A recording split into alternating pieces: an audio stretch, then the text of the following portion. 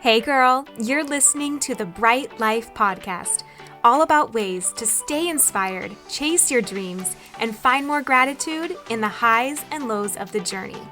I'm your host, Jessica Johnson. I run a content marketing agency and travel the world as a digital nomad, just a suitcase, my hubby, and a trusty laptop in tow. I'm a self-growth junkie, a believer in other big-hearted women, and I'm all about sharing tips, tricks, lessons learned, and encouragement so we can all live our biggest, brightest lives. You ready? Let's do this. Hey, beautiful. I am so excited that you are here today. I am recording this around the time of the year that's known as Valentine's Day, and depending on what this year has brought about for you, this might be a time of year where that's fun, it's exciting, or I know there's also like a lot of not really loving Valentine's Day, right? Like whether you've gone through a breakup, whether you're just going through a harder time, whether you're not feeling like the Cupid type of vibes, doesn't matter. I want to offer you something today that's going to leave you feeling really good and really loved and really confident and special regardless. Okay, so I thought it'd be fun this time of year, especially when sometimes if you're like out and about, you're seeing more of the hearts or more of the couples, and you can kind of be like, that's great, but not where I'm at right now. This is going to really uplift you, I think, regardless of whether you're in a relationship, you are, going through a breakup, you're single, you're going to leave feeling great. All right. And so these are things that I have used in all of those stages, and they're things that really return me back to feeling loved and confident and beautiful and worthy, and I can't wait to share them with you. All right? The first little tip that I have is to remember that you never have to have something before you can feel something. So if you think about a romantic relationship, we all have grown up with all these stories in our heads of what having a relationship is going to mean, right? Like maybe you feel like if you have a romantic relationship or you meet the right guy, like you're going to feel so loved or so special or so desirable or whatever. What I offer is you don't have to wait until you get that thing to have those feelings.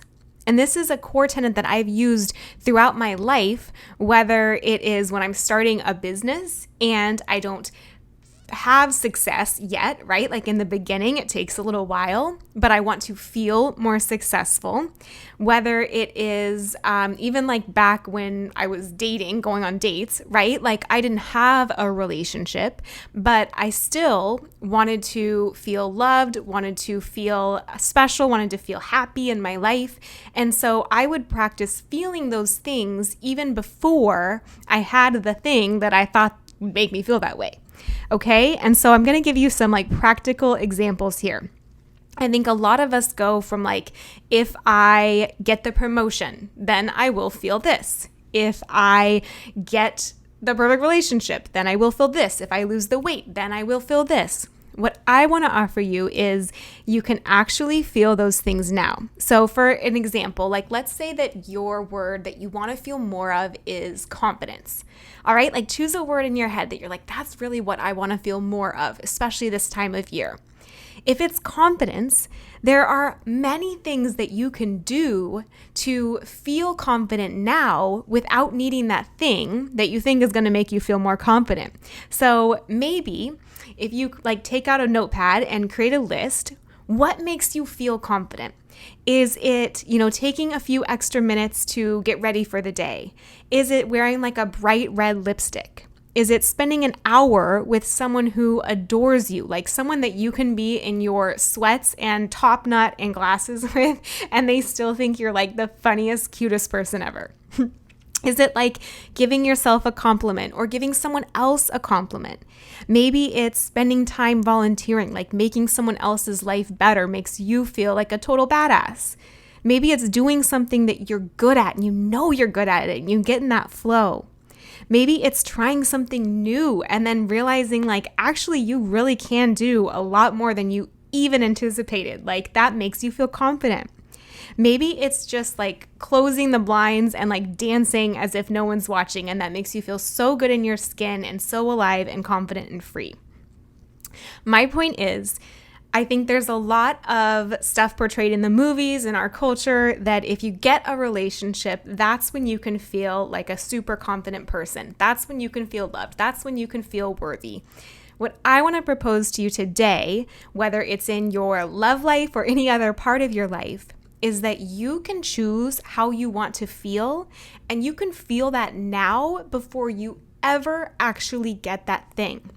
And the other really interesting part about that is you will feel so good doing that it gives off like a different vibe, and it creates these ripple effects where all of a sudden it's like people pick up on it. And because you're already feeling so good, it like brings more of that in, and all of a sudden people are going to be noticing you. Like you're going to have someone wave at you or smile at you or whatever. And you're going to be feeling so confident and good in your own skin that maybe you say hi when you wouldn't have, or maybe you go on that date, or maybe you're just so secure and confident in your own skin that you don't even actually realize you want that for a while. So that's why I always feel like choose your word, choose like what you want to feel more of in your life, and then make a list of the things that make you feel that way. And I would even do this before I was dating. Like I wanted to still feel really loved. I didn't want to wait for a relationship for that. And so I would wear clothes that made me feel really cute, and I would like smile at the barista. Or when I was like living alone and I didn't have really like anyone to, talk to or whatever, like all day long, and I just needed that social interaction, I would go to the coffee shop just to like engage with someone and feel like, okay, like good. I feel like more bubbly. I feel more loved. I feel more alive now. I've just had a good conversation. I would listen to like songs on the radio that were like love songs. And instead of being like, oh, that'll never happen for me, I would just think like, I can't wait until that happens for me. I just know listening to this is how it's going to feel when it happens. Like that's how I'm going to feel. And it would just put me in this really good feeling state. And so that's what I would just say, like you have accessible to you as well. Don't ever feel like you have to wait until you get that thing everyone says you have to get to feel the way that you want to feel. Choose your feeling. Create the circumstances that make you feel it every day and every moment that you can, and live from that level. And that's going to create those ripple effects that like bring that thing to you, or just get more of that feeling, and you might not even need that thing you thought you did. All right. The other thing that I think is really critical this time of year especially, but always, is making sure that you are protecting your own space. So especially in the realm of like social media, I think that it's very easy to see that highlight reel, to see what someone else supposedly has or what they're comfortable sharing online, whether it's a relationship, whether it's fitness, whether it's their career, and to feel less than. So something that I try and be really mindful of is only letting things in my space that I feel like are inspiring me and that are motivating me and that are teaching me and that are making me laugh. Like I unfollow accounts that I feel like, make me feel less than, or make me feel like I'm questioning my own worth or my own timeline or my own journey. So just knowing that on the one side, make sure that you are unfollowing things that make you feel less than, but also like fill up your feed with things that make you feel like creative and inspired and like that best version of yourself. And another thing too is like you can look at those things, right? Like you don't have to just unfollow and not examine why you're feeling that way. But I just think there's so much kind of toxicity out there on social media, and it can be so easy to see things and feel triggered by it, that really be a protector of what goes into your mind, to your space, to your emotions. And if there's something that's always just making you feel a little less than, or you're feeling really tender right now in certain areas, just know that you have control over those things, and you can unfollow any of that stuff, and you can make your feed feel like this Pinterest like inspiration board of people that you want to be like and you want to be friends with, and that show you what is coming down the line for you a year or two from now. Like that's what I try and do, and I really think it helps my mental health a lot, is just making sure that I'm like curating what I'm seeing and what I'm taking in my free time to be things that make me feel better and make me feel like I'm moving closer towards that life path that I want and that are inspiring me, instead of making me feel like less than or I'll never have that, that kind of thing. Like one actually feels motivating and then one feels defeating. So notice how you kind of feel when those things pop up in your feed, and then know that you can choose to curate that to your liking and to something that really serves you as well. Another thing that you can use in your life, maybe this speaks to you, are like affirmations. So affirmations can sound kind of woo-woo, and I am like a little woo. I kind of like all that stuff and personal development, that kind of thing. But I like to more so think of them as like playlists for your brain. So we all have tracks playing constantly, right? Like whether good or bad, our minds are always running with thoughts. And so I like to think of affirmations as a way to think on purpose, to think of things that I actually want to think, and to give my brain almost like a chew toy, like something to go to if I feel like it kind of veers off course into other directions more often than I want. So for example, like, since we're talking like Valentine's Day and self-love and all that stuff, maybe a word that you really want to cultivate more of in your life is love. And maybe your initial thought is, I'll never have that, or I'm so far behind, or I wish that, things are more this way. Instead of that, try and give your brain something else to think. So maybe the affirmation that you choose is, I'm so loved. I'm worthy of more love than I can possibly imagine right now. Like, I feel so full of love and light. Love flows to me all the time. I'm never disconnected from it. I freely give and receive love. My next great love is on its way to me. Maybe you think people can't help but love me, or to know me is to love me. Like all of those are just a one line that you can put on a sticky note or on your bathroom mirror or as a little pop-up reminder on your cell phone. And that can be the thing that you train your brain to think of instead of the things that make you feel a lot worse, right? Like how amazing would you feel if every single time you saw another couple, you thought, oh my gosh, that's on its way to me. I can't wait. Or every time you walked into a room with people you didn't know, you thought to know me is to love me, right? Like all of those things, again, make such a difference in how you show up, the actions you take, and therefore the experiences that you have. So be really mindful of those tracks that play in your mind all the time, and don't be afraid to create a new track or a new playlist for yourself.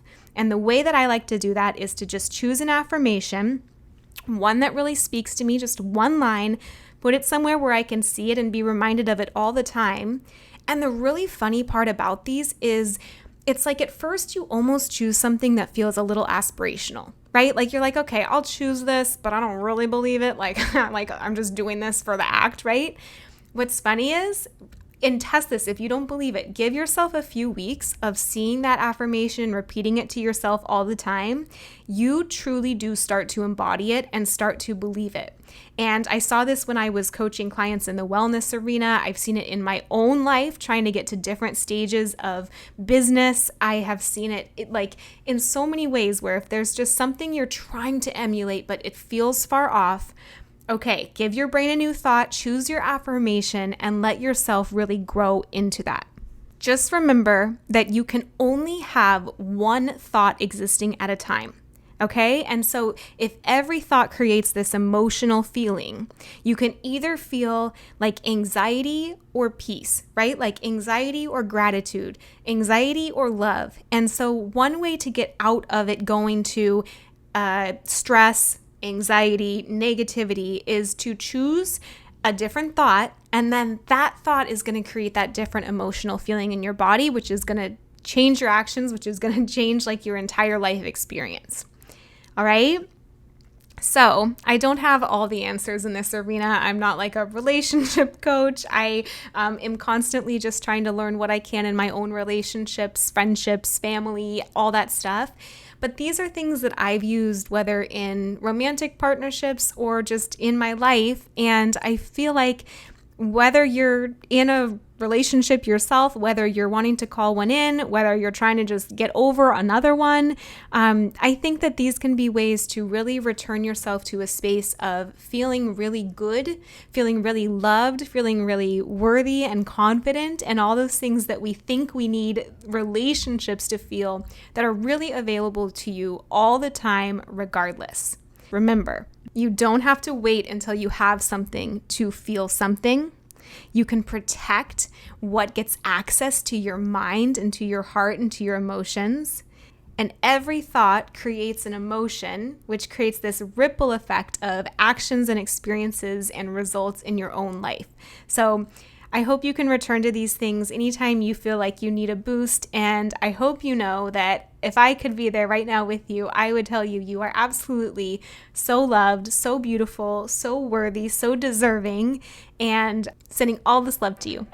Thank you so much for listening in. If you loved this episode, it would mean so much to me if you share it on Instagram stories and tag me so I can personally thank you for helping get the message out. I am so grateful to be on this journey with you. Until next time, talk to you soon.